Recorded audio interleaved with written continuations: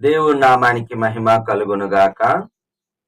క్రీస్తునందు ప్రేమైన దేవుని బిడ్డలారా, ఈ దినము జూలై 26వ తేదీ, లేఖన భాగము అపోస్తుల కార్యములు 26వ అధ్యాయము, వాగ్దానము 18వ వచనము. దేవుడు అపోస్తులైన పౌలు గారికి కనపడగా దమస్కు మార్గములో వెళ్తున్నప్పుడు దేవుడు అతనికి ప్రత్యక్షమయ్యాడు. ఇది అగ్రిప్పరాజు దగ్గర మాట్లాడుతున్నాడు. నాకు ఆ యొక్క దేవుని యొక్క ప్రత్యక్షత, ఆయన నాకు కనపడ్డాడు.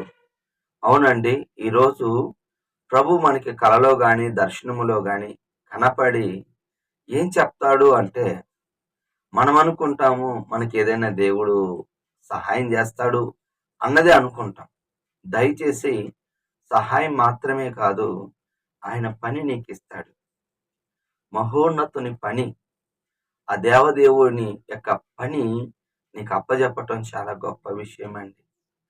అది ఎంతో మందికి దక్కదు. తెలివితేటల వల్ల కాదు, కానీ కేవలం ఆయనకి ఎన్నో తెలివితేటలు ఉన్నాయి. కానీ దేవుడు ఏర్పరచుకున్నప్పుడు గొప్ప పాత్ర అయ్యాడు. అతని చదువు, అతని జ్ఞానము ఇతరుల్ని బాధ పెట్టింది, హింసిస్తుంది, మరణము వరకు హింసించేవాడు. అటువంటి వ్యక్తిని ఒక పాత్రగా చేసుకొని అనేక మందికి సువార్తికుడిగాను, అపోస్తులుగాను ఆయన దేవుడు ఏర్పరచుకున్నాడు. అంటే కనపడినప్పుడు నీకేదో ఒక పనిని అప్పజెప్తాడు.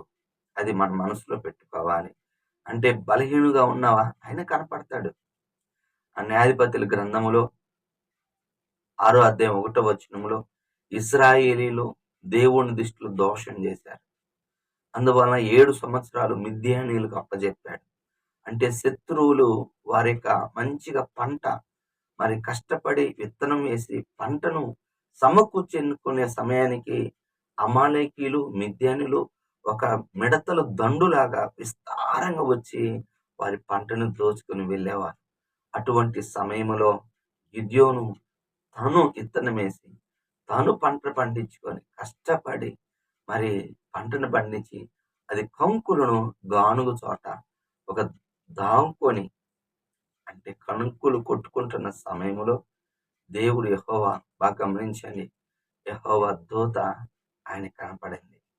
గుర్తుపెట్టుకోండి, దేవుడు అతన్ని కనపడి, పరాక్రమం కలిగిన వాడా, మేమేం పరాక్రమం ప్రభా, మా ఇశ్రాయేలు ప్రజలు ఆకాశం నుంచి మన్నా తిన్నారు, ఎన్నో అద్భుతాలు చూశారు, మేము ఈ స్థితికి మేము ఇలా ఉంటున్నామంటే నీ ద్వారా నేను మిద్యానీయులను ఓడిస్తాను ప్రభా. నువ్వే మాట్లాడింది అయితే ఒక చిన్న సూచన నాకు ఇవ్వు ప్రభా.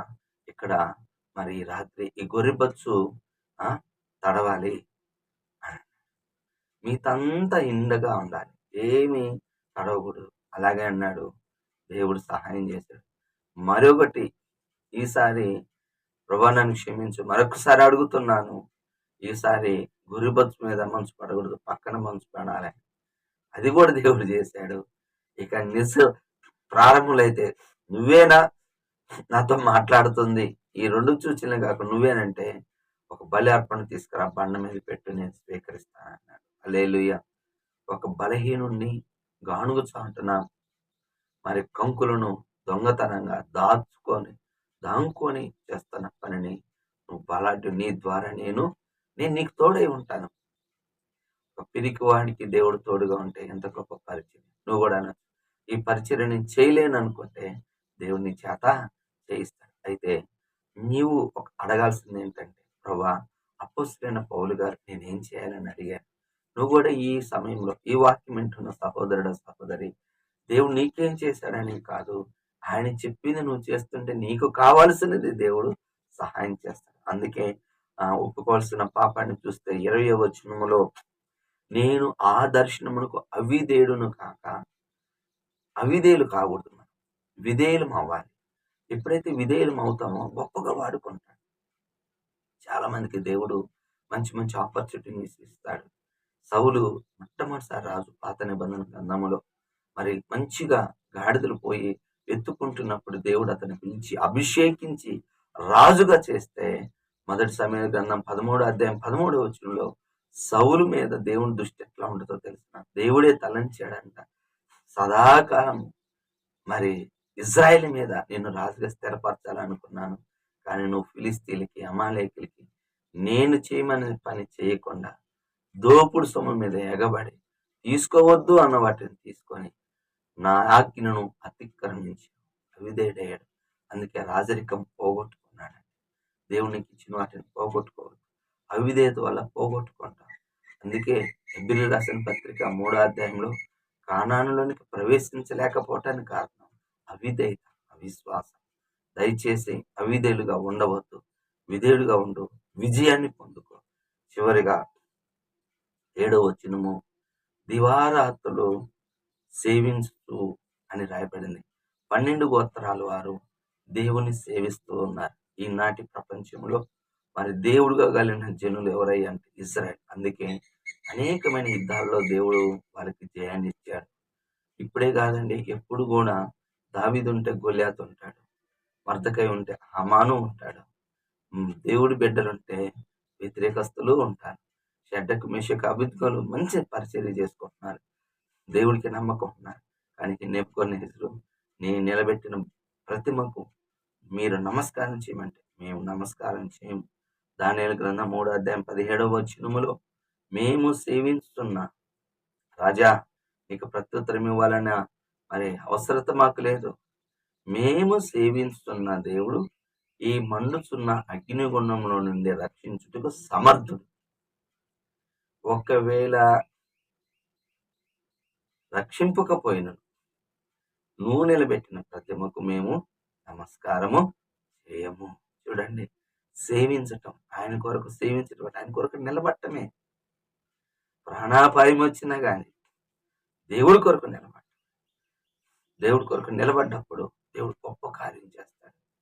అగ్నిగుండాన్ని చల్లార్చడు, అగ్నిగుండాన్ని తీసాడు, అగ్నిగుండంలో నడిపిస్తాడు.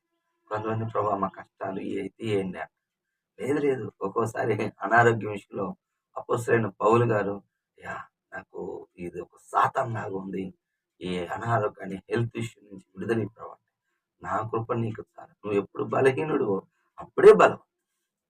గమనించండి, వర్షం పంపించి అగ్నిగుణం ఆర్పటమో లేకపోతే తీసేయటం కాదండి, అగ్నిగుణంలో నడిపించటం. బంధించిన వారు బలిష్ఠులు, మరి విసిరి వేసిన వారు ఆ అగ్ని జ్వాలకి కాలిపోయారు. వాళ్ళైతే బంధకాలు ఊడిపోయాయి, బంధకాలు కాలిపోయాయి, కనీసం తల మీద ఒక వెంట్రుక కూడా కాలలేదు. వాళ్ళు ఆశ్చర్యపోయారు. అవును, నువ్వు నిలబడితే, నువ్వు సేవిస్తూ నిరీక్షణ కలిగి ఉంటే వాగ్దానాన్ని పొందుకుంటాం. గుర్తుపెట్టుకొని నిరీక్షించాలి, అదే సమయంలో సేవిస్తూ ఉండాలి. సేవిస్తూ ఉంటే దేవుడే నీ ద్వారా గొప్ప కార్యాలు చేస్తాడు. దేవుడి మాటలు దీవించును గాక. ఆమె ప్రార్థన చేసుకుందాం. ప్రేమ కలిగిన తండ్రి యేసయ్యా, నీకు వందనాలు నాయనా, నీకు స్తుతులు స్తోత్రాలు చెల్లించుకున్నాం. సహాయం చేయండి, దీవించి ఆశీర్వదించి మహిమను తెచ్చుకో. నీ గొప్ప కృప చూపించి బలపరచు. అద్భుతకరుడా నీకే వందనాలు అయ్యా, స్తుతులు స్తోత్రాలు చెల్లించి అయ్యా దీవించి ఆశీర్వదించి మహిమను తెచ్చుకోమని యేసు నామములో ప్రార్థిస్తున్నాను తండ్రి. ఆమేన్. తండ్రి యొక్క ప్రేమ, కుమారుని యొక్క కృప, పరిశుద్ధాత్మిక నేను సదాకాలం మనందరికి తోడుగా ఉండును కాక. ఆమేన్. హల్లెలూయా. దేవుడు మిమ్మల్ని దీవి